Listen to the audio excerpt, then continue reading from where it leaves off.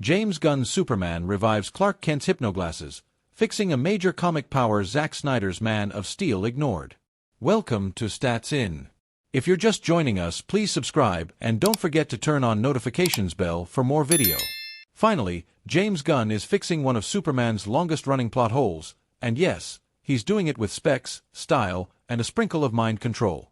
Gunn's upcoming Superman is officially bringing back one of the comic's weirdest, most criminally forgotten powers, hypnoglasses. You read it right. For anyone who's ever screamed, "How do people not realize Clark Kent is just Superman with glasses?" Well, this one's for you. Superman is a superhero who can do everything.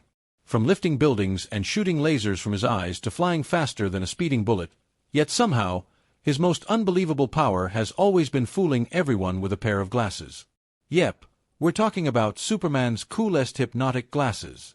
While Zack Snyder's Man of Steel gave us a gritty, explosive Superman reboot, it failed to present one hilariously underused comic book power that actually explains Clark Kent's biggest disguise mystery.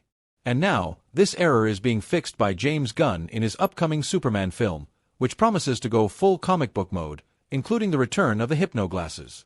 In comics, Clark's glasses don't just hide his blue eyes, they actually emit low-level hypnosis to make people forget he looks like Superman. Frankly, it's the one thing Snyder's version totally blanked on, but Gunn's Superman might finally fix that. And well, Gunn doesn't stop there. His Superman is packed with Silver Age goodness, hypnoglasses, freeze breath, robot sidekicks, and a Clark Kent who actually emotes. He's not brooding in a dark corner. He's crying, smiling, and yes, using his eyewear to Jedi mind trick the city of Metropolis. In an interview with Comic Book, Gunn spilled, "That's canon in the comics. I was sitting with Tom King, and I was like, you know, the thing that I just don't really know how to reconcile in myself is the glasses. They bothered me because I just don't have that much suspension of disbelief." That's when King hit him with the deep cut. Clark's glasses literally hypnotize people. No doubt it's bonkers, brilliant, and absolutely real. It comes straight from Superman, Volume 1, Number 330, published in 1978. It explains how the world can watch Superman give a press conference, then 5 minutes later, no one realizes he's the same guy bringing donuts to the Daily Planet break room. This isn't just a quirky fix. It's a love letter to comic book weirdness. Gunn isn't afraid to pull from the zaniest corners of DC lore and spin them into something heartfelt and fresh. His message: even the most ridiculous ideas have a place, and maybe even a purpose, when handled with heart. So next time someone says, "Glasses can't hide your identity," just smile and say, "Unless they're hypnoglasses." Then, carry on. The hypnoglasses are a combination of superhypnosis and Kryptonian lenses that convince people that mild-mannered Clark is just another clumsy reporter, not the guy punching kaiju in Metropolis. But with Gunn bringing back the optimism, he's making Superman fun again. So yes, Superman might wear his undies outside, but now, thanks to hypnoglasses, he also wears the most believable disguise he's had in years. For decades, the biggest running joke in superhero logic was how a pair of glasses can actually fool an entire city. While Clark Kent's disguise was less master of deception and more wishful thinking, James Gunn's Superman is here to say, wait, there's comic book science behind that. Superman director James Gunn has an update about the Batsuit in his version of Batman, and we think that the director will go for something simple. Welcome to Stats In. If you're just joining us, please subscribe and don't forget to turn on notifications bell for more video. The director revealed to Fandango, via Variety, that he had asked DCU director Zack Snyder, who handled the DC Cinematic Universe before James Gunn, for help in deciding how to fuse the red trunks from the comic books into Superman's costume for his upcoming movie. DCU director James Gunn has an update about Batman's costume in the DCU after his famous talk with Zack Snyder about Superman's red trunks in his 2025 film. Although there is no final decision on what Batman's suit will look like in Gunn's DCU, the director confirmed that he was indeed looking at Batsuits from past movies and DC comics to get inspiration. Speaking with CBR, James Gunn said that he was a Batman superfan and far too confused to decide on a Batsuit. There's no decision made about the costume at all yet. I like many different versions. I'm a Batman superfan. And so I like all the different versions of the Batman suit. I don't know what we are going to do. Fighting off powerful villains and enemies, the Batsuit is a crucial part of Batman, and it needs to be properly addressed in every DCU movie that comes. But we think that James Gunn has got it. James Gunn has the opportunity to start from scratch, and as a result, he can have any suit that he wants for Batman when the character appears in The Brave and the Bold.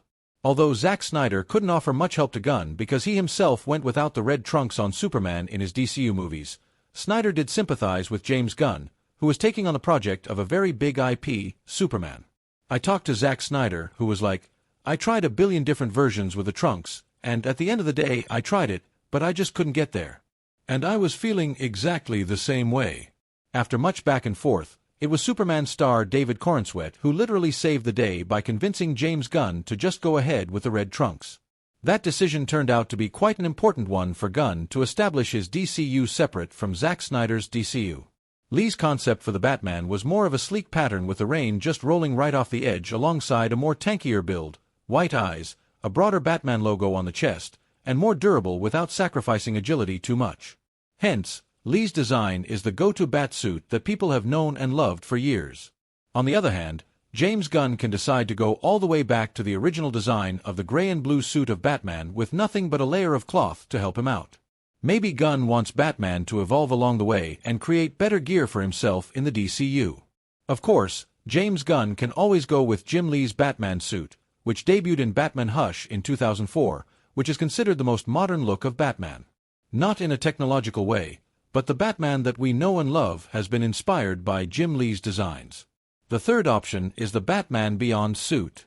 The darkest suit that Batman can ever design, the Batman Beyond suit, is a radical improvement over the traditional Batsuits that have been featured in the movies.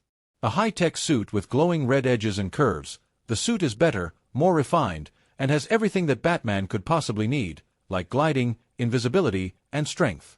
Of course, James Gunn is also looking at these designs and wondering what kind of Batman he wants in the DCU.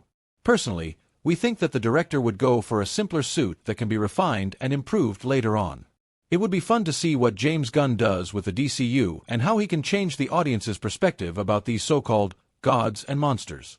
Do you think James Gunn's Batman will be the best iteration of the character on the big screen?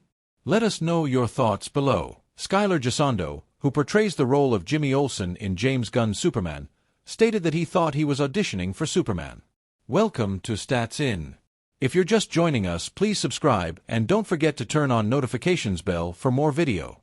Skylar Gisondo, who found fame for his roles in Licorice Pizza, Booksmart, and Vacation, auditioned for James Gunn's movie for a role he thought was that of Superman.